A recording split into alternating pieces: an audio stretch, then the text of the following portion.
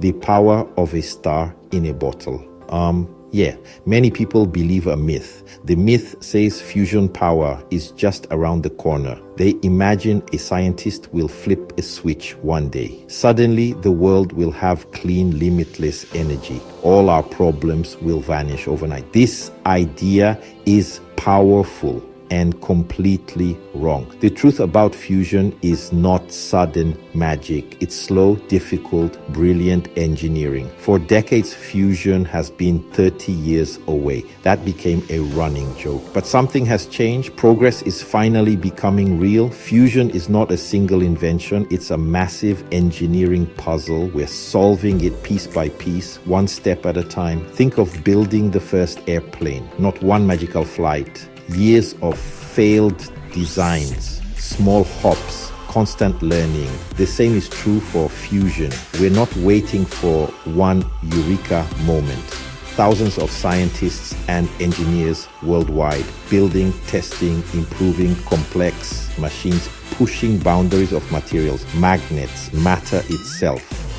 The real story is far more exciting than the myth, a tale of human ingenuity against a huge challenge, learning to control the power source of the stars, building machines hotter than the sun's core, solving problems once called impossible. Slow, steady progress beats a single breakthrough. That steady march will deliver this energy. The journey is long and full of obstacles, yet the destination is finally in sight. In the next 15 minutes, we'll explore this journey together. We'll dismantle myths and face the reality. We'll ask the big question, will fusion replace oil? To answer, first understand what fusion is. See why it's so difficult to achieve. Examine the incredible machines being built now. We'll look at the science, engineering, economics. Forget the overnight miracle. Let's dive into the real story of how we might power our future.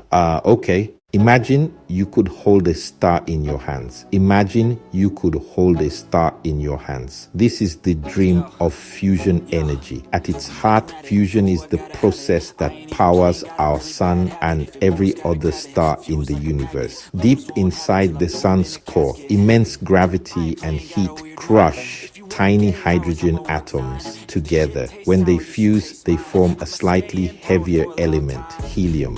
But something amazing happens in this process. The new helium atom weighs just a tiny bit less than the hydrogen atoms that made it. That missing mass does not just disappear. It transforms into a tremendous burst of energy. This is explained by Einstein's famous equation, E equals mc squared. Even a tiny amount of mass m can become a huge amount of energy E. Our goal on Earth is to replicate this stellar process. We want to build a machine that can be our own miniature sun. Of course, we cannot use gravity like the sun does. We don't have a planet-sized machine. So we must use other methods. We have to create temperatures over 100 million degrees Celsius. That is more than 6 times hotter than the center of the sun. We also have to squeeze the fuel together at incredible pressures. We are trying to create the conditions of a star's core, but here on Earth, inside a laboratory. It is one of the most ambitious engineering projects in human history. We are truly trying to put a star in a bottle. Section 2, the perfect fuel for a planet. To create a star on Earth, we need the right ingredients. The most promising fuel recipe for the first generation of fusion reactors is a mix of 2 special types of hydrogen. The first is called deuterium. It is a stable, naturally occurring isotope of hydrogen. You can find it in all the water on our planet, oceans, rivers, the tap in your kitchen. Extracting deuterium from water is a relatively simple and inexpensive process. A single bathtub of water contains enough deuterium to provide the electricity needs of a typical home for an entire year if used in a fusion reactor. The supply is so vast, it is considered virtually limitless. The second ingredient is called tritium. Unlike deuterium, tritium is a radioactive isotope of hydrogen and is extremely rare in nature. This sounds like a major problem, but fusion reactors are being designed to solve it. The plan is to create or breed their own tritium fuel. Fusion reactions themselves release high energy particles called neutrons.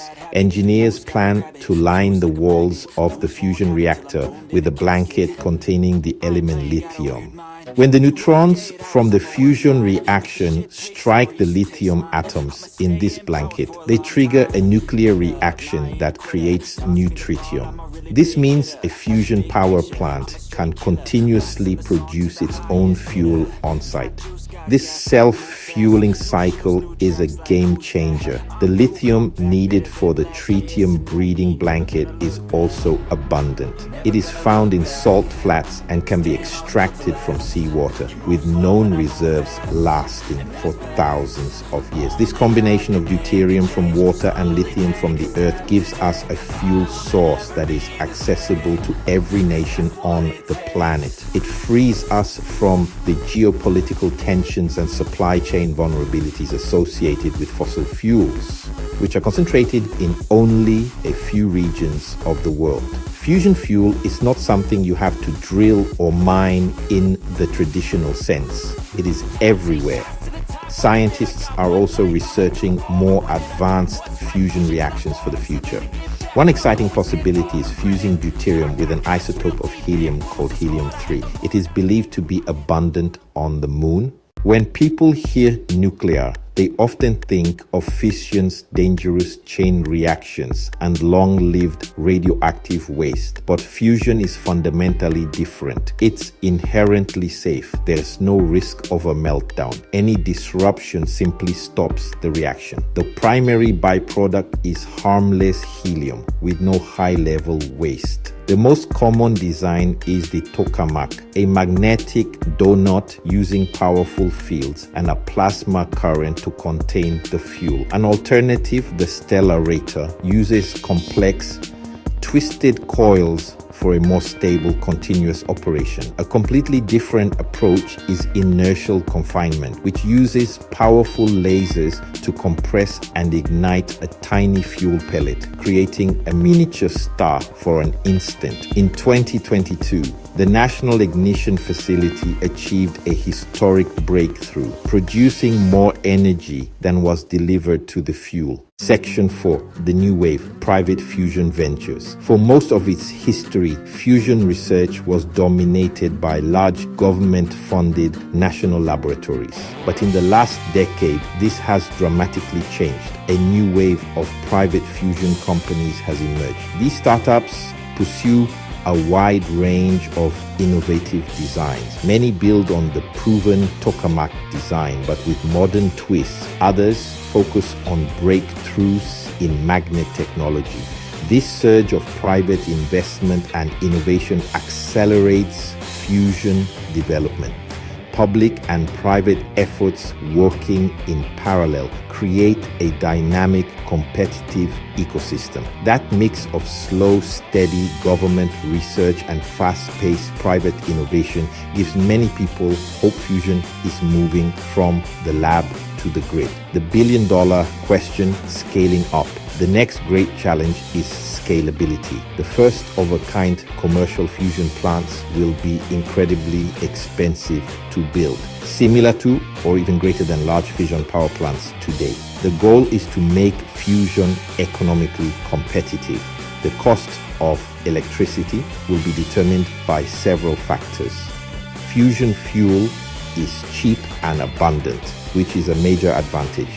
Engineers are working on designs for what they call a demo or demonstration power plant, the first fusion reactors designed to actually connect to the electrical grid. Ultimately, the economic success of fusion will depend on a concept called the learning curve. Fusion power is expected to follow a similar path. A fusion power plant must be integrated into our existing electrical grids. One of fusion's most significant advantages is its potential to provide baseload power. This makes fusion an ideal partner for renewable energy sources like solar and wind. When renewable output drops, another power source must be ready to fill the gap. In the future, a fusion plant could play this role. The smaller footprint of some of the newer, more compact fusion designs could make them even easier to site. The work of grid integration must begin in parallel with the technological development, ensuring the grid is ready for fusion when fusion is ready for the grid. Bringing fusion energy from the lab to the grid requires building an entirely new global supply chain from the ground up. This new industry will also require a highly skilled workforce, physicists and engineers, specialized technicians, welders, and construction workers. The first commercial fusion plants will be too risky for the private sector to fund alone. Governments will need to play a crucial role. Public-private partnerships will be essential. Finally, we need clear and efficient regulatory frameworks. A company wanting to build a fusion power plant needs a predictable path to getting a license, the road to 2050 realistic timelines. So when can we expect to see fusion power lighting up our homes? The most optimistic scenarios suggest that a first of a kind commercial plant could be connected to the grid sometime in the 2030s. A more conservative and widely accepted timeline places the first commercial fusion power plants in the 2040s. Widespread global adoption would then follow, likely beginning around 2050 and growing throughout the second half of the century. Therefore, fusion is not a solution for the immediate climate crisis. We cannot wait for it to replace fossil fuels in the next 10 years. Fusion is a long-term game. It is the technology that can power the second half of this century and beyond, providing abundant energy for a growing global population for millennia.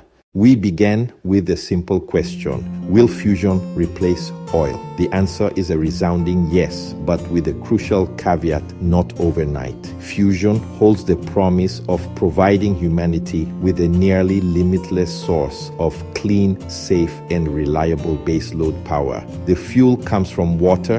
The only byproduct is harmless helium. There is no risk of a meltdown and no long-lived radioactive waste. The journey is long and arduous. It is a marathon, not a sprint. The hurdles are now in engineering, material science, and economics. Now, that dream is breaking out into the real world. This combination of steady public research and daring private innovation has put fusion on a credible path to the power grid for the first time in history. The sober reality is that fusion is not a silver bullet. For that urgent task, our call to action is clear. We must aggressively deploy every clean energy tool we already have. However, looking beyond the immediate crisis, the picture becomes incredibly hopeful. Fusion offers a prize unlike any other. Therefore, our final call to action is twofold. First, for our immediate survival, we must act decisively. Second, for the long-term prosperity of our civilization, we must commit to the quest for fusion. This is not a choice between short-term action and long-term vision. We must do both. We must walk and chew gum at the same time. By deploying today's clean energy solutions with relentless speed, we buy ourselves the time needed to perfect the ultimate clean energy solution. The challenge is immense, but the promise of a world powered by the same clean, endless energy that fuels the stars is a goal worthy of our greatest efforts. The journey has been long, but a new dawn is approaching.